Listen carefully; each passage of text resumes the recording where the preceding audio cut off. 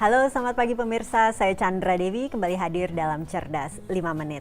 Topik kita pagi ini yaitu beragam strategi investasi bagi investor. Saya telah ditemani bersama Bapak I. Gede Arisudana, seorang investment specialist dari PT Manulife Asset Management Indonesia. Selamat pagi Pak Ari. Selamat pagi Bu Chandra.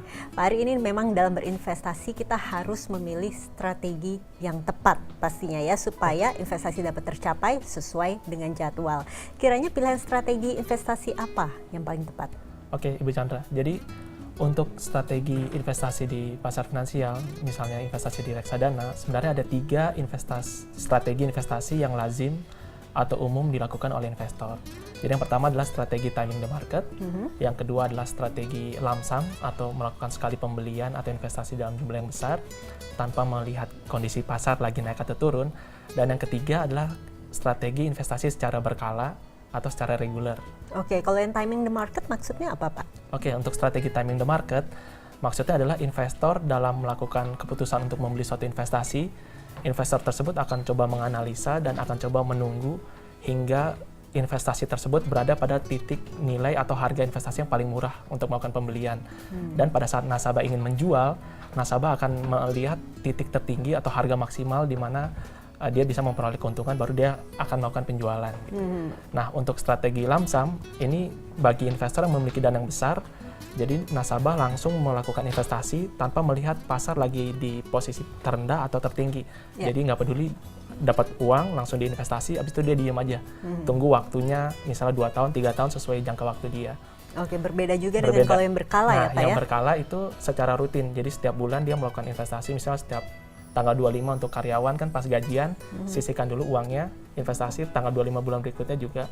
Jadi dia nggak lihat market mau naik mau turun, titik terendah, titik tertinggi, dia nggak peduli, yang penting secara berkala, reguler melakukan investasi. Oke, tapi sebagai orang awam, ini biarpun diberikan strategi-strategi seperti yang dipaparkan oleh Pak Ari, saya masih agak bingung, keunggulan dari masing-masing strategi apa sih Pak? Oke, masing-masing strategi memang memiliki keunggulan dan kelemahan masing-masing ya, jadi kan ada keunggulan dan kelemahan. Jadi berdasarkan backtesting atau pengujian dengan menggunakan data-data masa lampau yang kita ambil dari periode tahun 2008 hingga 2010, kita bisa melihat bahwa untuk strategi timing the market itu pada saat pasar mengalami periode penurunan, strategi timing the market ini akan memiliki keunggulan yang paling tinggi dibanding strategi lump sum dan strategi berkala. Namun kebalikannya pada saat pasar mengalami periode penguatan, itu dari periode 2009 ke 2010, itu strategi timing the market akan memiliki kinerja yang paling tertinggal. Nah, untuk strategi lump sum, kebalikannya dari timing the market, pada saat pasar mengalami periode penurunan, itu strategi lump sum akan memberikan atau tertinggal dalam hal hasil investasi dibandingkan timing the market dan berkala. Tapi pada saat pasar mengalami penguatan, hasil investasi paling tinggi dibandingkan strategi timing the market dan berkala. Sedangkan untuk berkala, dia pada saat pasar mengalami siklus pemulihan, itu strategi berkala memberikan hasil investasi yang paling baik dibandingkan kedua strategi yang lain. Namun pada saat terjadi periode penurunan dan penguatan, strategi berkala ini bukan merupakan strategi investasi yang memberikan hasil investasi yang paling tertinggal. Oke, tapi sebetulnya bisa tidak sih kita di tengah jalan, misalnya kita sudah menetapkan satu strategi ini Pak Ari ya, di tengah jalan kita berubah, strategi kita berubah, bisa tidak? Bisa. Ideal? Ideal, jadi gini, sebenarnya untuk strategi berkala itu cocok untuk investor pemula, karena strategi ini kan pasif, kita nggak perlu, investor tidak perlu melakukan monitoring terlalu sering di pasar naik atau turun, jadi setiap bulan dia reguler dia beli.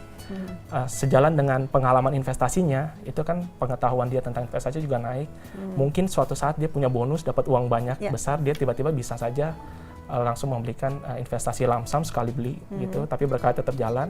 Atau kalau dia sudah merasa ahli, bisa saja dia melakukan timing the market, kan dia udah punya pengalamannya. Jadi bisa saja strategi kita untuk berinvestasi ini berubah di tengah jalan, terutama jika kita sudah lebih paham akan pergerakan pasar yang tiba-tiba turun atau tiba-tiba naik, bisa kita rubah ya Pak ya? Oke, baik Pak Ari, terima kasih atas informasinya, bermanfaat bagi pemirsa tentunya. Dan demikianlah Cerdas 5 Menit, Cerdas Finansial untuk episode kali ini. Saya Chandra Dewi, sampai jumpa.